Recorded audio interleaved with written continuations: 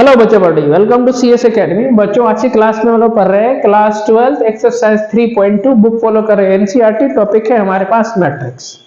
आज हम लोग क्लास करेंगे 19 नंबर से। अगर इससे पहले वाला वीडियो नहीं देखे हैं तो प्लेलिस्ट में जाइए, class 12 NCERT matrix and determinant के नाम से मिलेगा। अगर फिर भी कोई समस्या आता है आप हमें व्हाट्सएप कर सकते हैं, व्हाट्सएप ग्रुप डिस्क्रिप्शन में दिया हुआ, और साथ ही साथ कमेंट्स करके जरूर बताएं कि वीडियो आप कहां से देख रहे हैं। तो बच्चों देखो 19 नंबर क्वेश्चन कहता है कि एक ट्रस्ट है ना, जो पैसा लगाती है, इन्वेस्ट करती है 30,000 रुपीज। कितना? 30,000 रुपीज। किस पर? बॉन्ड 1 एंड बॉन्ड 2, दो टाइप का बॉन्ड है। तो हमने इसको बॉन्ड 1 और बॉन्ड 2 मान लिए। बॉन्ड मतलब समझो कि एक पेपर होता है जिसपे हम लोग उसमें इन्वेस्टमेंट करते हैं। ये सब आपको जो है ना इसमें मिलेगा। जैसे नॉर्मली बॉन्ड जो है ना आपको बैंक वगैरह में मिलते हैं, ठीक है ना। जैसे मतलब सोना में पैसा लगाते हैं ना, गोल्ड में लगाते हैं ना, उसी प्रकार से यहाँ एक बॉन्ड होता है। बॉन्ड में पेमेंट पैसा लगाया जाता है, बाद में उसका जो है ना ये रेट बढ़ता है, तो फिर उस समय फिर आप उसको क्या कर सकते हैं, ये कर सकते हैं, ठीक है ना। तो चलो ठीक है, मान लो यहाँ पर दो टाइप का बॉन्ड है, इसमें 30,000 रुपीज लगाया। Interest for first bond per year कितना? 5%, और सेकेंड बॉन्ड के लिए कितना है? 7% का इंटरेस्ट है। तो क्वेश्चन कहता है determine how to divide 30,000 among two type of bond. मतलब ये जो 30,000 रुपीज दिया है, तो इसको कह रहा है कि फर्स्ट बॉन्ड के लिए कितना पैसा दिया होगा और सेकेंड बॉन्ड के लिए कितना पैसा उसको लगा, ये निकालना है ना। कैसे निकालना है? If the trust fund must be obtain the annual interest. कितना? पहला है क्वेश्चन 1800 रुपीज, दूसरा है कितना? 2000 रुपीज। तो क्वेश्चन में कहता है कि पहले बॉन्ड का दाम कितना पड़ेगा, दूसरे बॉन्ड का दाम कितना पड़ेगा। ये कैसे? मैट्रिक्स का मल्टीप्लिकेशन को यूज करके आपको बताना है, क्वेश्चन को सॉल्व करना है। क्वेश्चन में दिया हुआ है, ठीक है ना। तो आज हम पहले हमें क्या लिखेंगे यहाँ? सॉल्यूशन। हमको नहीं पता है कि बॉन्ड 1 में कितना इन्वेस्टमेंट किया था। लेट, हमने क्या माना? इन्वेस्टमेंट इन किसमें? बॉन्ड 1। बॉन्ड 1 कितना? हम मानते हैं x रुपीज। कितना रुपीज? x रुपीज, है ना, रुपीज x। तो सेकेंड बॉन्ड में क्या हो जाएगा? इन्वेस्टमेंट इन कितना हुआ बोलो तो? बॉन्ड 2। तो जाहिर सी बात है जितना पहला में बॉन्ड करेंगे उसमें से इतना को घटा देंगे, तो ये कितना हो जाएगा? 30,000 माइनस x रुपीज हो जाएगा। इसको अगर मैट्रिक्स के फॉर्म में लिखेंगे, मैट्रिक्स फॉर्म में, तो मैट्रिक्स के फॉर्म में लिखेंगे तो ये क्या हो जाएगा? देखो यहाँ x, यहाँ हो जाएगा कितना? 30,000 माइनस x। ऐसे लिख सकते हैं। समझ में आ रहा है यहाँ तक? अब बोलोगे एक मिनट, इसको हम लोग ऐसे नहीं, रो इनटू कॉलम, ऐसे नहीं, इसको हम लोग x और 30,000 माइनस x इस फॉर्म में लिखेंगे। अब बोलोगे सर पहले वाला क्यों काट दिया? हम जानबूझ के लिख काटे थे। क्यों? क्योंकि देखो यहाँ x और यहाँ कितना है? 30,000 माइनस x, मतलब ये कितना ऑर्डर का ये हो गया मैट्रिक्स? तो 1 इंटू 2 का हो गया। कितना हो गया? देखो ना, 1 रो 2 कॉलम, 1 इंटू 2, है ना। चूंकि हमें इसका कैलकुलेशन निकालना तो एक एग्जैक्ट वैल्यू आना चाहिए। तो एग्जैक्ट वैल्यू आएगा तो उसके लिए कौन सा? 1 इंटू 1 का मैट्रिक्स तैयार करना पड़ेगा, है ना। तो एक चीज देखो, एक स्टेप और लिखते हैं। अब यहां पर लिखो इंटरेस्ट का बात करते हैं। तो टोटल इंटरेस्ट कितना है? टोटल इंटरेस्ट कितना करता है? इसको मैट्रिक्स के फॉर्म में लिखेंगे तो ऐसे देखो, टोटल इंटरेस्ट इन किसमें? मैट्रिक्स फॉर्म में, मैट्रिक्स फॉर्म। अब इसको क्या करेंगे हम लोग? 2 इंटू 1 के फॉर्म में। तो कितना? 5%, तो 5 अपॉन कितना? 100। दूसरा कौन सा? 7%, तो 7/100। अब देखो इसका ऑर्डर कितना?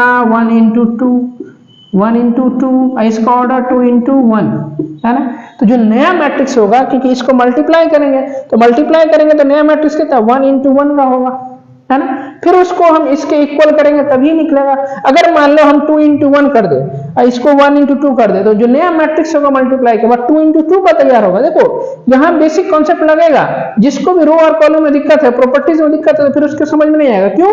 क्योंकि मैट्रिक्स का मल्टीप्लिकेशन में जब प्रोडक्ट का रिजल्ट आता है तो पहला वाला का रो और दूसरा वाला का कॉलम तैयार हो जाता है ना।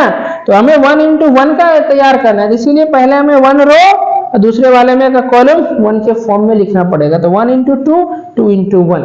समझ में आया? अब चलो अकॉर्डिंग टू द क्वेश्चन, है ना, अकॉर्डिंग टू टोटल इंटरेस्ट मत लिखो, यहां सिर्फ लिखो इंटरेस्ट इन मैट्रिक्स फॉर्म, है ना। अब यहां पर हम लिखेंगे टोटल इंटरेस्ट। क्या लिखेंगे? Total interest. क्या करना है? हमें मल्टीप्लाई करना है, तो इसको मल्टीप्लीकेशन मेथड से x 30,000 माइनस x, है ना, और इधर कितना 5 अपॉन कितना 100 और 7 बाई कितना इधर 100। ठीक है ना। चलो मल्टीप्लाई कैसे करते हैं? फर्स्ट वाले रो को फर्स्ट वाले कॉलम से तो करो, तो यहाँ कितना हो जाएगा 5x, है ना, अब बाई कितना 100, है ना, बीच में प्लस का साइन, इसको इससे करोगे तो 7 इंटू कितना 30,000 माइनस x और अपॉन कितना इधर 100। यहां पर क्या करेंगे हम? देखो 100 एलसीएम लेंगे, यहां हो जाएगा 5x और प्लस इसको मल्टीप्लाई करोगे कितना हो जाएगा माइनस 7x, नहीं होगा, ये 2,10,000 हो गया। इधर फाइनली कितना इधर 2,10,000 को पहले लिख लीजिए, 5x माइनस 7x तो माइनस 3x, है ना, और अपॉन कितना 100 इसको रख दो। ये हो गया हमारा टोटल इंटरेस्ट का फॉर्म मैट्रिक्स के फॉर्म में, है ना। अब देखो ये कैसा आया 1 इंटू 1 का आया। अब देखो पहला नंबर क्या है ए में कितना आया,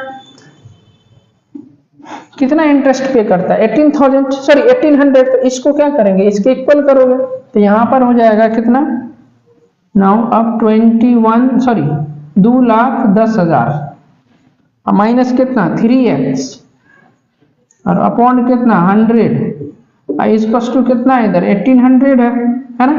चूंकि इसको ही मैट्रिक्स के फॉर्म में लिखा है तो मैट्रिक्स के फॉर्म में ही लिख लो, है ना। अब यहां पर से क्या करना है, ये दोनों मैट्रिक्स है, इसको इक्वल कर दो। क्यों इक्वल किया कि देखो यहां भी 1 इंटू 1, यहां भी 1 इंटू 1। अब समझो ध्यान से, अगर ये हमारा 1 इंटू 1 इंटू 2 और 2 इंटू 1 का नहीं तैयार करते, इसको हम इक्वल नहीं कर सकते थे। ठीक है, तो देखो अब यहां पर कितना हो गया 2,10,000 माइनस 3x अपॉन कितना 100 इक्वल्स टू 1800। यहां हो जाएगा 2,10,000 माइनस 3x, इसको इधर मल्टीप्लाई करोगे तो 2 जीरो और बढ़ जाएगा ना जी, तो माइनस 3x को इधर रखो, इधर हो जाएगा कितना 1,80,000 माइनस 2,10,000, तो इधर कितना हो जाएगा बोलो, करो करो माइनस करो, कितना होगा जल्दी, कितना होगा बोलो बोलो, माइनस घटा इसको जल्दी फटाफट, 1 मिनट, यहाँ यहाँ यहाँ यहाँ कुछ गड़बड़ है ना, यहाँ यहाँ, अरे यहाँ हो जाएगा 2 हो जाएगा जी, इधर यहाँ कितना हो जाएगा 2x ना होगा, 5x माइनस 7x, तो 5x माइनस 7x तो 2x, यहाँ 2x लिखिए, सॉरी मिस्टेक था यहाँ पर 2x, यहाँ भी 2x, यहाँ भी कितना 2x, यहाँ भी हो गया कितना 2x। अब बोलो 2,10,000 में से 1,80,000 रुपया घटाओगे तो कितना होगा जी, 8 3 11 30,000, यहाँ बचेगा माइनस 30,000, है ना, माइनस से माइनस कटा, इसको काट दीजिए, ये हो जाएगा 15,000, तो x का वैल्यू कितना हो गया 15,000। और x क्या है हमारे पास, देखो x है इन्वेस्टमेंट इन बॉन्ड फर्स्ट, तो यहां पर क्या लिखेंगे investment in bond first,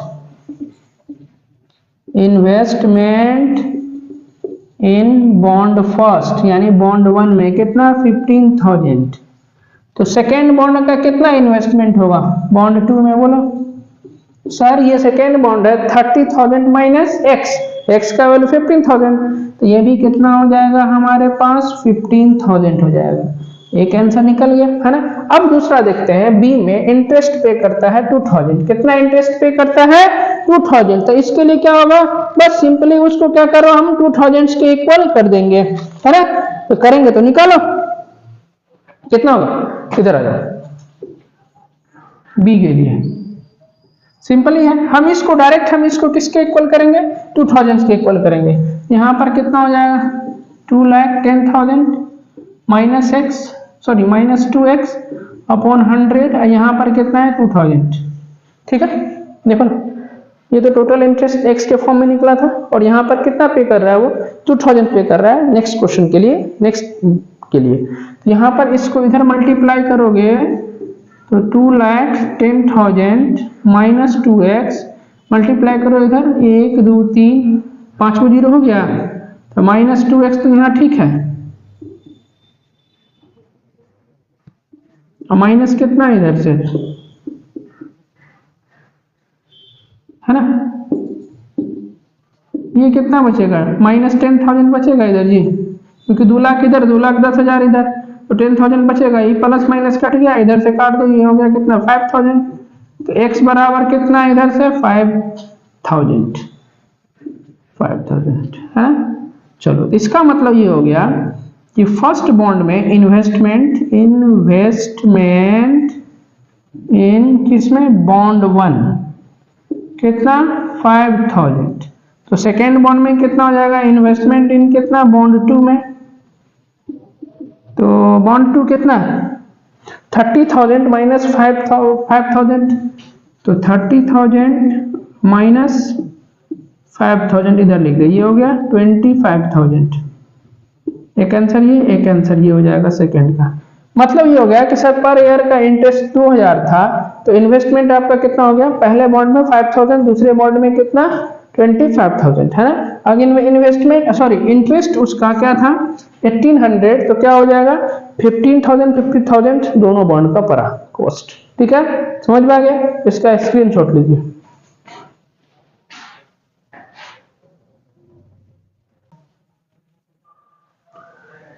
twenty number question है, the book shop of particular school has 10 dozen chemistry, 8 dozen physics books and 10 dozen क्या है हमारे पास इकोनॉमिक बुक्स।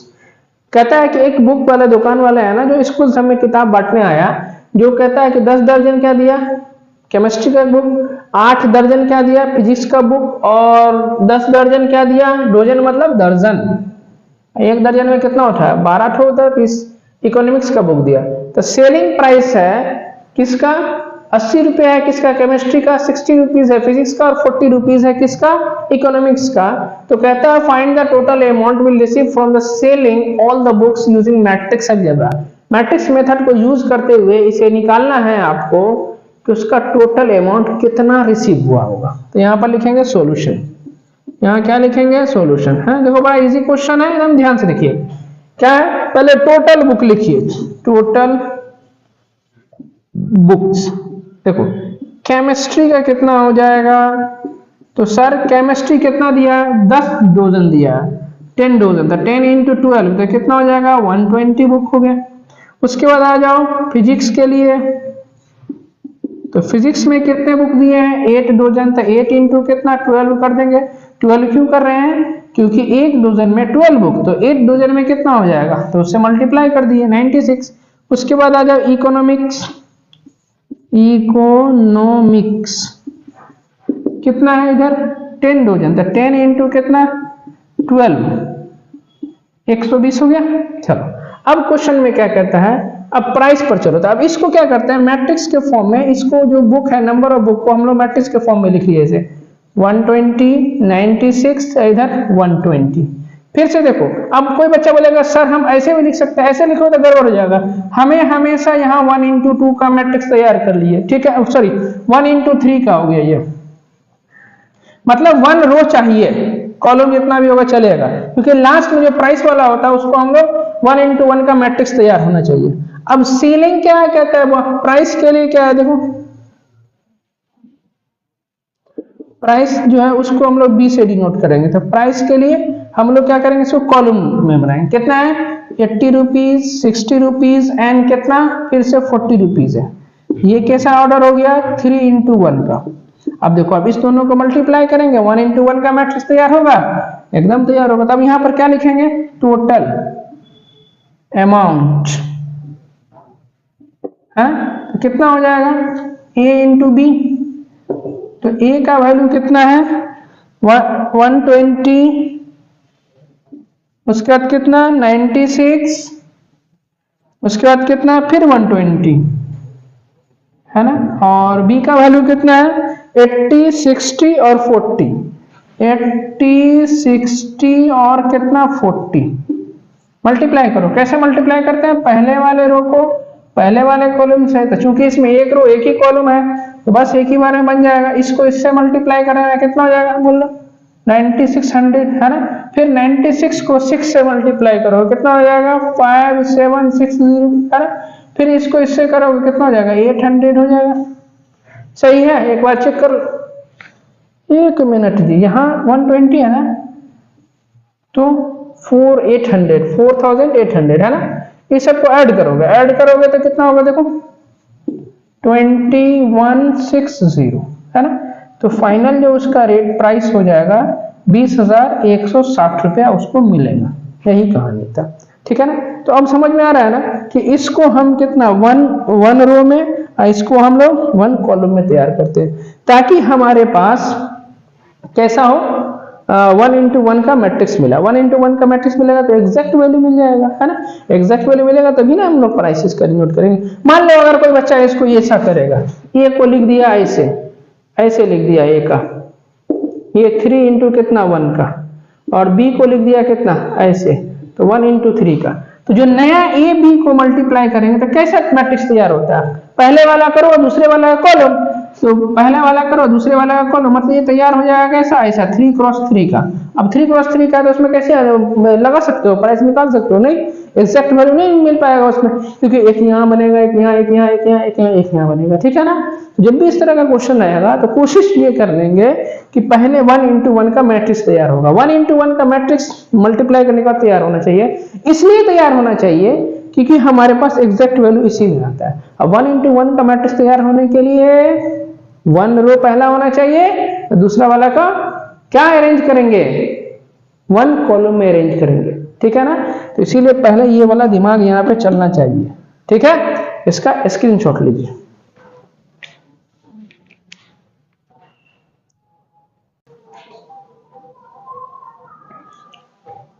बच्चों अब हमारे पास 21 और 22 नंबर क्वेश्चन है, ये दोनों ऑब्जेक्टिव क्वेश्चन है, ठीक है ना। इससे पहले यहाँ पर कुछ कंडीशन दिया है कि x y z w p हमारे पास मैट्रिक्स है, x का ऑर्डर 2 into n, y का ऑर्डर 3 into k, z का order 2 into p, y w का ऑर्डर n into 3, p का ऑर्डर p into k, ठीक है।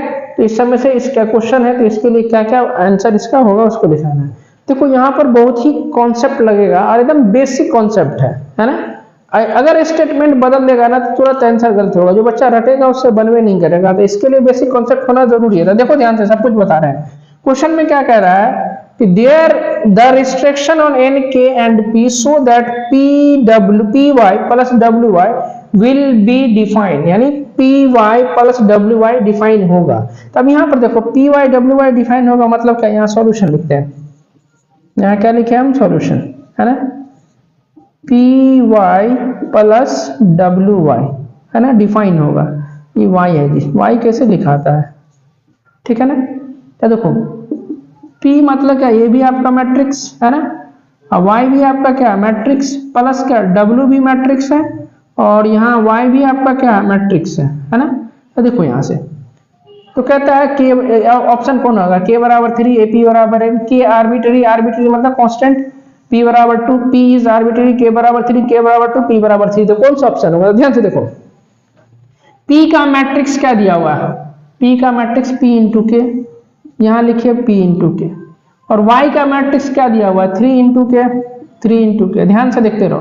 डब्ल्यू का मैट्रिक्स क्या दिया हुआ है एन इंटू 3, और y का मैट्रिक्स क्या दिया हुआ है, कहां गया 3 इंटू के है ना। ध्यान से देखो इधर इस दोनों को वो मल्टीप्लाई करेंगे तो यहाँ जो प्रोडक्ट हो जाएगा मल्टीप्लाई हो जाएगा, क्या हो जाएगा यहाँ पर मल्टीप्लाई हो जाएगा, क्या हो जाएगा मल्टीप्लाई हो जाएगा। तो मल्टीप्लाई जो हो जाएगा तो नया जो मैट्रिक्स होगा वो कैसा बनता है, तो सर पहले वाले का रो लास्ट वाला का कॉलम, यानी p इंटू के का मैट्रिक्स तैयार होता है, ठीक है। अब चलो इधर इस दोनों को भी मल्टीप्लाई करेंगे तो यहाँ पर क्या हो जाएगा मल्टीप्लाई, तो मल्टीप्लाई तो हो जाएगा, यहाँ पर भी मल्टीप्लाई। क्यों मल्टीप्लाई होगा? W इंटू P मल्टीप्लाई है ना मैट्रिक्स का, तो मल्टीप्लाई होगा। तो मल्टीप्लाई होने के बाद कैसा मैट्रिक्स का ऑर्डर तैयार होता है? पहले वाला का रो तो n और दूसरे वाला का कॉलम, ये हो गया है ना। अब देखो दो मैट्रिक्स का ऐड है, तो दो मैट्रिक्स को कब हम लोग जोड़ते हैं? दो मैट्रिक्स को एडिशन कब करते हैं? जब दोनों मैट्रिक्स का ऑर्डर सेम होता है, तभी दोनों मैट्रिक्स को हम ऐड कर सकते हैं। तो इसका मतलब सेम ऑर्डर होगा, तो इसका मतलब इसका ऑर्डर क्या? P इंटू के बराबर में कौन सा? n बराबर के, यानी दोनों का ऑर्डर बराबर होना चाहिए तभी ऐड होगा, है ना। अब यहां पर से देखो ध्यान से, यहां पर क्या P बराबर, यहां पहले वाला को पहले के इक्वल करो, तो P बराबर कितना? n, एक तो निकल गया, P बराबर n, P बराबर n निकल गया, है ना। अब ध्यान से देखो k का वैल्यू क्या होगा? P बराबर n कहीं पर है? नहीं है, और एक जगह है, आंसर यही होगा, है ना। लेकिन k का वैल्यू के लिए सेटिस्फाई तो होना चाहिए ना हम, तो चलो k का वैल्यू कहां से निकालोगे? यहां से देखो p इंटू के और 3 इंटू के। तो देखो क्या है नियम मल्टीप्लाई का, कि पहले वाले का रो, है ना, और दूसरे वाले का कॉलम क्या होना चाहिए? बराबर होना चाहिए, है ना। तो हम यहां पर से देखो a और b को मल्टीप्लाई करते हैं, यहाँ पर a और b को मल्टीप्लाई करते हैं, तो क्या नियम है कि सर a का ऑर्डर क्या? m इंटू n, और b का ऑर्डर कितना? n into p। तो a b क्या कौन सा मैट्रिक्स होगा? m इंटू p होगा। मतलब ये दोनों बराबर होना चाहिए, पहले वाले का क्या? कॉलम, दूसरे वाले का रो। तो पहले वाला का कॉलम कौन सा है? क्या? दूसरे वाला का रो का है 3, ये दोनों बराबर होगा। इसका मतलब यहां से k बराबर क्या निकला? 3 निकला। समझ में आया? तो इसीलिए आपके पास ए नंबर ऑप्शन हो जाएगा, मारेंगे टिक ए में। समझ में आ रहा है? देखो कहाँ एकदम बेसिक कॉन्सेप्ट है, जहां हम लोग एडिशन मल्टीप्लिकेशन पढ़े थे वही वहां पर लिखा थे प्रॉपर्टीज में, ये वाला प्रॉपर्टीज कि ए और बी को मल्टीप्लाई करने का ऑर्डर चेंज होता है, ए का रो और बी का कॉलम तैयार हो जाता है। मल्टीप्लाई करने के लिए क्या नियम है? ए का रो बराबर, ए का कॉलम और बी का रो बराबर होना चाहिए, तभी मल्टीप्लाई कर सकते हैं। और सेम चीज है किसमें? मैट्रिक्स में, सॉरी एडिशन में क्या? दोनों का ऑर्डर सेम होना चाहिए, दोनों का ऑर्डर बराबर होना चाहिए, तभी हम ऐड कर सकते हैं। इसीलिए यहां पर हम इसको इक्वल किए हैं, ठीक है। यहां से हम इसको इक्वल कर दिए हैं। समझ में आया? P किसके बराबर? n के बराबर। k का वैल्यू यहां से निकालिए मल्टीप्लिकेशन मेथड से, ठीक है। चलो अब आते हैं कौन सा? 22 नंबर आ जाओ। इसमें क्या होगा? बोलो बोलो। n बराबर p है, n बराबर p है, then the order of matrix 7z minus 7z minus 5x, नहीं इसका कुछ और है, 7x minus 5z, 7x minus 5z। तो देखो इसका ऑर्डर क्या है वही लिखना है, ध्यान से देखो सॉल्यूशन 7x माइनस 5z, है ना। तो 7x क्या है हमारे पास? मैट्रिक्स है ना जी, मैट्रिक्स के फॉर्म में लिख दो। 5 इधर कितना है? z,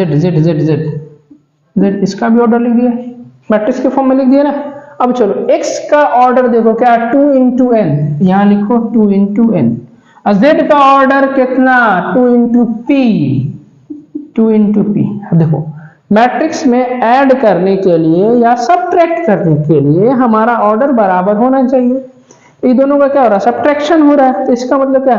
ये दोनों ऑर्डर बराबर होगा, तो दोनों ऑर्डर बराबर होगा तो 2 इंटू n बराबर कितना? 2 इंटू p। अब चूंकि ऑलरेडी क्वेश्चन में दिया हुआ है n बराबर p, यहाँ पर n बराबर p गिवन है ना, तो यहाँ कितना हो जाएगा? देखो n तो n ही रहेगा, यहाँ पर 2 है ना, p के जगह पर कितना n, या तो ये ऑर्डर बनेगा या नहीं तो 2 इंटू कितना? n के जगह पर p रख दो, अब बराबर 2 इंटू कितना? p अपनी जगह p है, तो या नहीं तो 2 इंटू n का मैट्रिक्स बनेगा, या नहीं तो 2 इंटू p का मैट्रिक्स बनेगा। तो क्वेश्चन के ऑप्शन में ढूंढो, 2 इंटू n है, यहाँ है, 2 इंटू p है, नहीं ये p इंटू 2 है, तो 2 इंटू 3 इंटू 2 बराबर नहीं होता है, इसके लिए p इंटू 2 पर मत मारना टिक, 2 इंटू n पर मारेंगे टिक, यही मैट्रिक्स का ऑर्डर तैयार होगा। समझ में आ रहा है? क्लियर है? तो बेसिक कॉन्सेप्ट के साथ इसको बनाइए, फटाफट बनेगा। बच्चा क्या करता है? बेसिक क्वेश्चन पर ध्यान ही नहीं देता है, फर करके बहुर करके बना देगा, नहीं। जितना बेसिक कॉन्सेप्ट क्लियर होगा उतना ही कंसेप्चुअल क्वेश्चन आपको बनेगा, ठीक है। उम्मीद करते हैं बच्चा लोग पढ़ाई समझ में आया होगा। यदि आप हमारे चैनल पर नए हैं हमारे चैनल को लाइक और सब्सक्राइब जरूर करें। मिलते हैं अगले वीडियो में, तब तक के लिए थैंक यू सो मच।